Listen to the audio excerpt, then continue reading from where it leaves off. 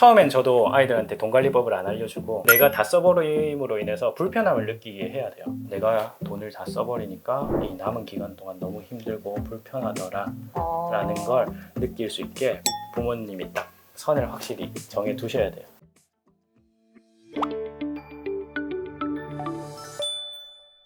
안녕하세요. 교육 고민을 대신 물어봐주는 교육대기자TV, 저는 대기자 방종임입니다. 경제교육에 관심을 갖는 부모님들이 정말 많아지고 있습니다. 그래서 오늘은 경제교육에 관심을 갖는 부모님들께 실질적인 조언을 드리는 시간을 마련해 보도록 하겠습니다. 안녕하세요, 선생님. 네, 안녕하세요. 먼저 교육대기자TV에 간단한 인사 말씀 좀 부탁드리겠습니다. 네, 반갑습니다. 저는 부산에서 성수초등학교 교사로 근무하고 있는 복효진이라고 합니다.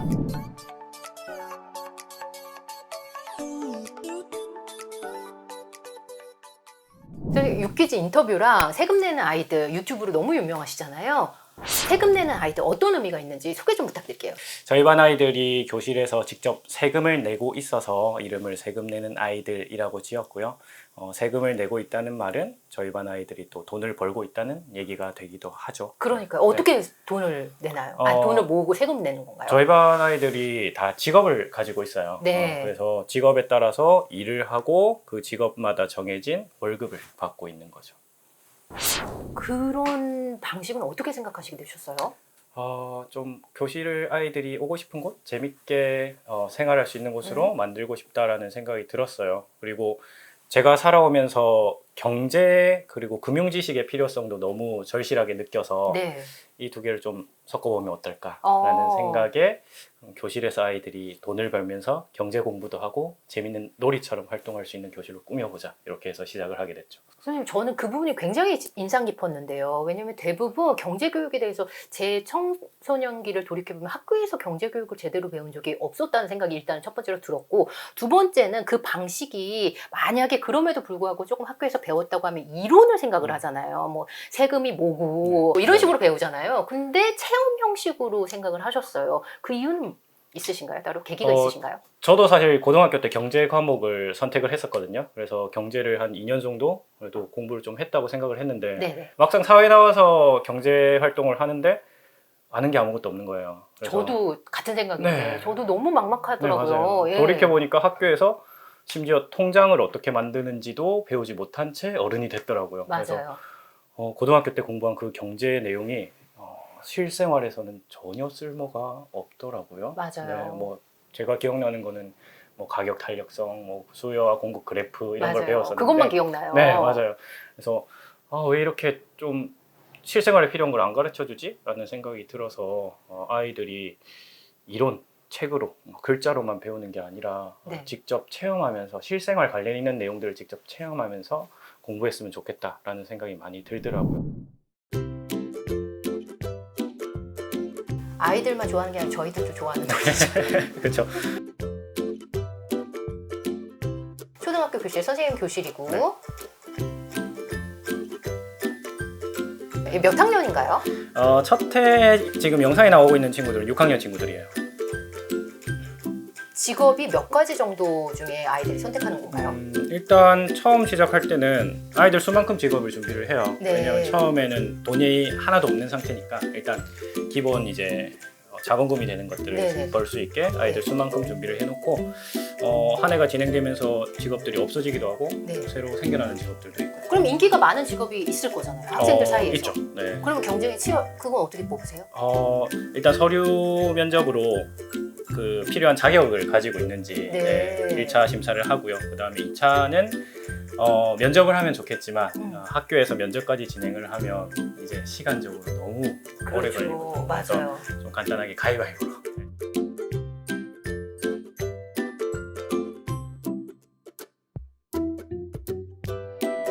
그러면 모든 친구들이 다 직업이 있고 거기에 관련돼서 2주에 활동을 해서 월급을 받고 그 월급으로는 뭐를 하나요? 세금도 내고 네네. 저희 반에 뭐 자리 임대료도 내고요. 아이들. 예.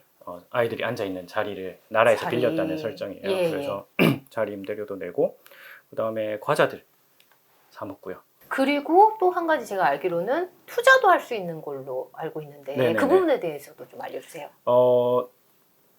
그동안 저희 교육이 이제 경제 교육하면 저축 교육이 전부였거든요, 사실. 저축이 미덕이다. 그렇게 그렇죠. 배웠죠. 네네네. 지금 시대가 다들 투자가 필수가 되는 시대가 됐잖아요. 네, 네. 그래서 아이들한테 좀 투자도 알려주고 싶다라는 생각이 들어서 투자 활동도 집어넣었는데 실제 주식을 가져오면 애들이 너무 어려워할 것 같아서 저희 반에서는 좀 재밌게 놀이처럼 하게 네. 제 몸무게 변동에 투자를 하도록 선생님 몸무게 네네네. 변동. 네.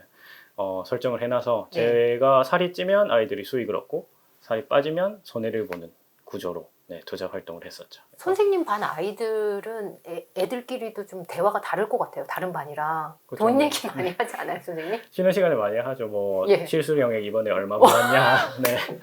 월급 이런 말도 받았는데 하고. 뭐 남는 게 없다 뭐 이런 얘기. 하고. 그럼 학생들이 그 이전과 이후 이 교육을 통해서 어떻게 좀 바뀐다고 생각을 하세요?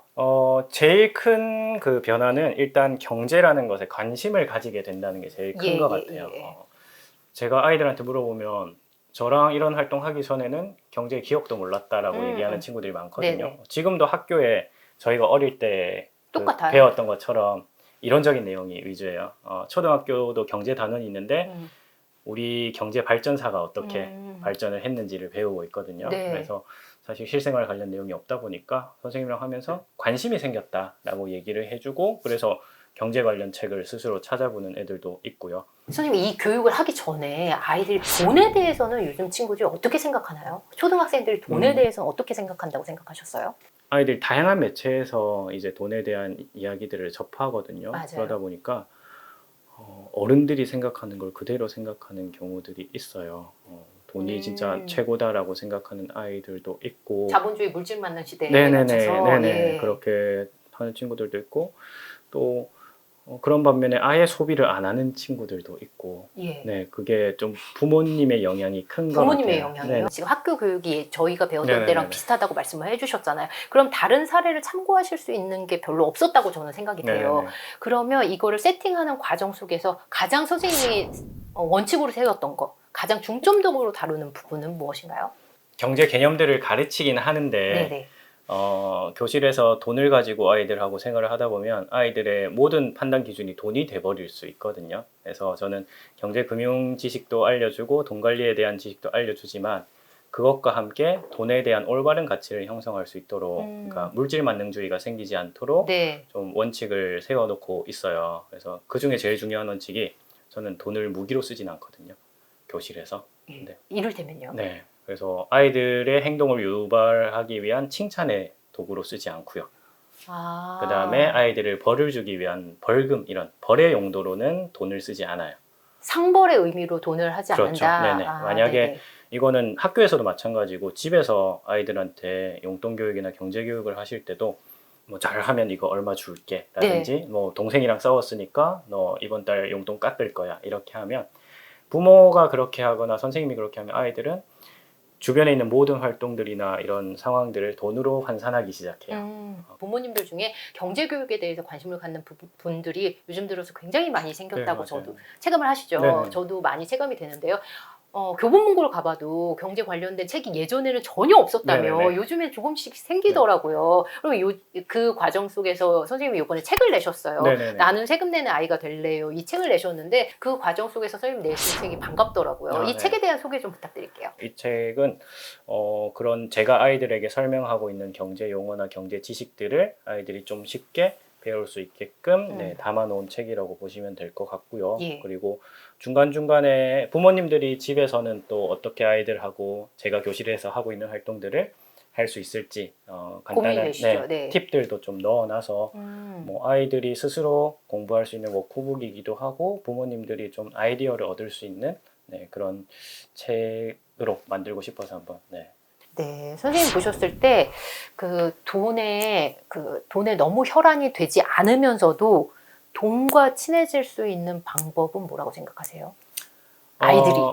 네, 일단 돈에 혈안이 되지 않게 하기 위해서 돈을 멀리 하는 거는 좋은 방법이 아니라고 생각을 해요. 그동안 저희가 돈에 대해서 안 가르쳤지만 그러면 안 가르쳤으니까 돈 하지 않아야 하잖아요.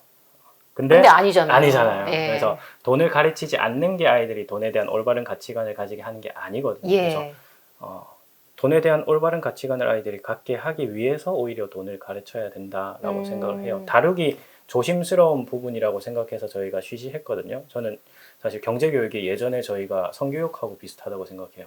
맞아요. 다루기 어려우니까 예, 좀 예, 쉬쉬하고 애들한테 가르치면 안 되는 것이라고 생각을 했는데 네. 그러면서 오히려 잘못된 가치관이 형성될 수 있기 때문에 그리고 또 사회에 나가서는 이것도 몰라? 너 맞- 투자 뭐 맞아요. 하고 있어? 맞아요. 이렇게 네, 얘기하잖아요. 맞아요. 좀 당황스럽더라고요. 네. 그럼 친해질 수 있는 방법은 죠, 선생님? 친해질 수 있는 방법은 직접 만져보고 만져봐라. 자기가 쓸 수 있도록 관리해 볼 수 있도록 직접 해볼 수 있도록 하는 게 중요하죠. 부모님이 보실 때 뭔가 저렇게 하는 게 맞는데 해서 옆에서 계속 말씀을 하시면 아이들은 자기 스스로 관리를 하는 게 아니라 결국 부모님이 관리해 준다고 느끼거든요. 그래서 저는 실패는 어릴 때 해봐야 된다고 생각을 해요. 그래서 작년부터 주식 붐 일면서 아이들한테 주식을 예를 들면 용돈을 주는 대신 주식을 사주는 일이 네네. 너무 많아졌어요. 아시다시피 존리 대표님의 네네네, 영향이 그렇죠. 있을 수도 있는데 이렇게 학원비 좀 절약해서 주식을 사준다던가 아니면 뭐 설날에 세뱃돈 안 주고 주식을 사준다던가 이런 일들이 좀 많아졌거든요. 네네네. 이거에 대해서는 어떻게 생각하세요? 주식을 사주는 건 뭐 저는 좋다 나쁘다를 얘기하긴 어려운 것 같고요. 대신 아이들이 좀 스스로 해볼 수 있도록 했으면 좋을 것 같아요. 네. 그냥 부모님이 주식을 사주고 아이가 관심을 전혀 안 가지면 그건 사실 뭐 나중에 그런 아이들이 필요한 돈을 마련하기 위한 용도는 될 수 있지만 주식을 사주는 것만으로 경제교육이 사실 되진 않거든요. 예. 아이들이 스스로 주식에 대한 관심을 갖고 그걸 관리할 수 있는 능력을 같이 키워줘야 되겠죠. 이를테면요. 부모님이랑 같이 산다든지. 네, 그렇죠. 그냥 부모님이 사서 주는 게 아니라 네. 같이 무슨 종목을 살지 의논을 한다거나 예. 자신의 생각은 어떤지 이 종목에 대해서 그런 것들을 충분히 의견을 나누고 그 다음에 주식을 사줘야지 그냥 용돈 받은 거 엄마가 주식을 사줘서 이거 그냥 네 이름으로 해놨어 하는 네네. 거는 뭐 주식을 큰 의미가. 사주는 거나 안 사주는 거나 큰 차이가 없는 거죠. 이제 경제 교육을 제대로 시켜봐야 되겠다 이런 부모님들이 굉장히 많아지셔서 그분들한테 실질적으로 좀 팁을 드리는 방향으로 질문을 좀 드려볼게요. 네네네. 가장 먼저 집에서 경제 교육을 좀 해봐야 되겠다라고 생각하시는 부모님이라면 가장 먼저 어떤 팁을 좀 가장 먼저 세워야 되는 원칙은 뭐라고 생각하세요? 일단 아이들이 직접 돈을 이제 만져보도록 해야 해요. 사실 경제교육이나 금융교육을 한다고 생각하면 집에서는 사실 용돈 교육이거든요. 용돈 교육인데 용돈을 아이들한테 그냥 줘서는 안 된다고 저는 생각을 해요. 예. 아이들이 용돈을 그냥 받게 되면 그냥 내가 부모님의 자녀니까 당연히 받는 돈으로 생각하면 예. 이제 돈의 가치를 가볍게 느끼거든요. 예. 그래서 저희 반에서도 아이들이 일을 하고 돈을 버는 것처럼 가정에서도 직업을 만들어서 아이들이 직업을 수행하고 정해진 돈을 받는 네네. 이런 근로소득 급여의 개념으로 접근을 하시는 게 첫 번째이지 않나 생각이 들어요. 그래서 이때 또 조심하셔야 되는 게 예. 아까 유대인 교육하면서 아이들한테 심부름을 하게 하고 돈을 주고 이런 게 있거든요. 근데 집안일 하나하나에 돈을 매기는 방법 있죠. 뭐 심부름하면 500원, 빨래개면 1,000원 이렇게 많이 설거지하면 하시는데 뭐 얼마? 네, 예. 그렇게 하면 집안일을 이제 가족 구성원으로서 해야 되는 일이 아니라 그냥 돈을 버는 일이라고 생각을 하면서 네. 아이들이 집에서 하는 모든 행동들을 아까 말씀드린 부작용이죠. 돈으로 환산하기 시작을 해요. 돈 관리는 어떻게 해야 된다고 보세요? 만약 용돈으로 월급을 줬어요. 네네네. 월급을 받았어요. 그 이유는 어떻게 해야 될까요?